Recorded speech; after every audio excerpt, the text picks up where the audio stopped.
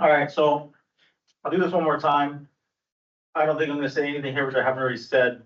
I probably said it months ago, if not last year. But anyway, so this is in relation to these books under review and stuff. Anyway, I met with the collection development manager to, in order to accelerate the internal review of the 140 items. And so, tomorrow I will be meeting with the, librarians of the CLN to discuss this project.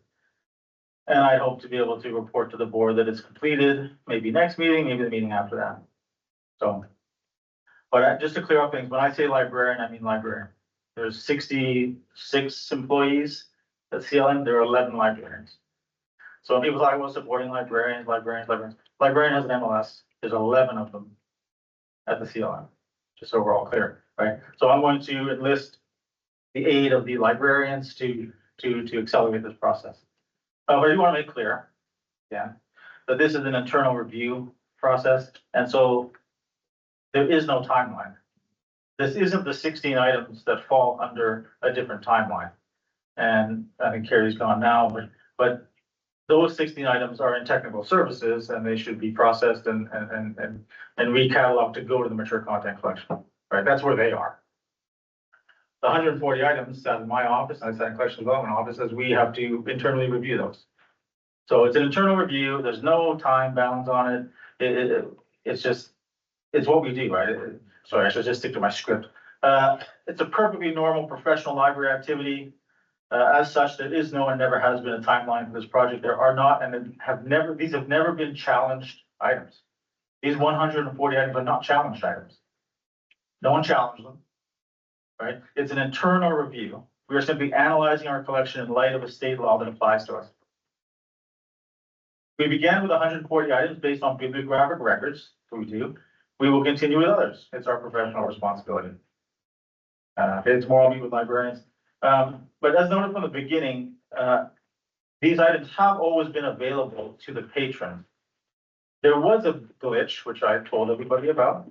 There was a glitch when CIN dissolved and the technical services department, which fortunately tonight you got a sense of what they do, 1,600 items a month. They have other things to do. And so there was a change in the status, which affected how they appear, how these items appear in the islands. As soon as I found out about the glitch, we flipped it back, they're available. So they've always been available. And I just want to, I mean, yeah, they've always been available. I'm a little bit tired of hearing banning and censorship and suppression, right? Because there's 4 million books at New York Public Library in a closed stack system, right? Browsability is not the only library option for access, right? It's not just about browsability. If an item is available, this is 2025, if an item is available through an ILS system, the person puts a hold on it, right, and it gets delivered to them, which you'll see in the strategic plan, it's a lot about delivery, lockers here, delivering items to people, known entities. That is actually the bulk of library practice and access, right? Browsability is a different thing. Browsability is the ability to go around and find it on the shelf.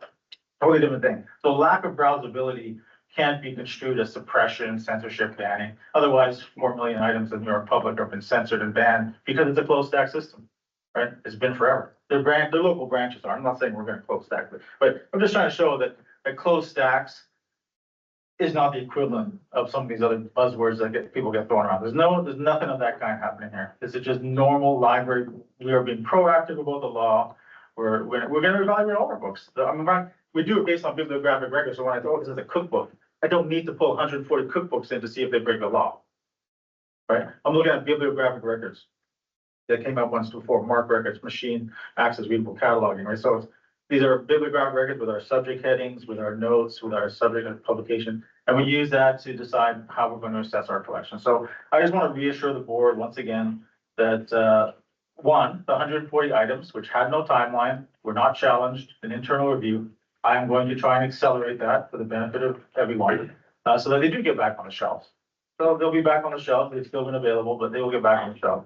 And as far as the other 16, I will speak with tech services tomorrow or on Monday, on Tuesday, and just find out how, where they are in their process, right? They deal with 1,600 books a month. So I don't know I don't know where these 16 items are, as far as maybe they still need a few labels or whatever, and then they'll be moved on to the shelves too. So that's what I have prepared, regardless of any other things that happened so far this evening or afternoon, but I think that's the end of my report.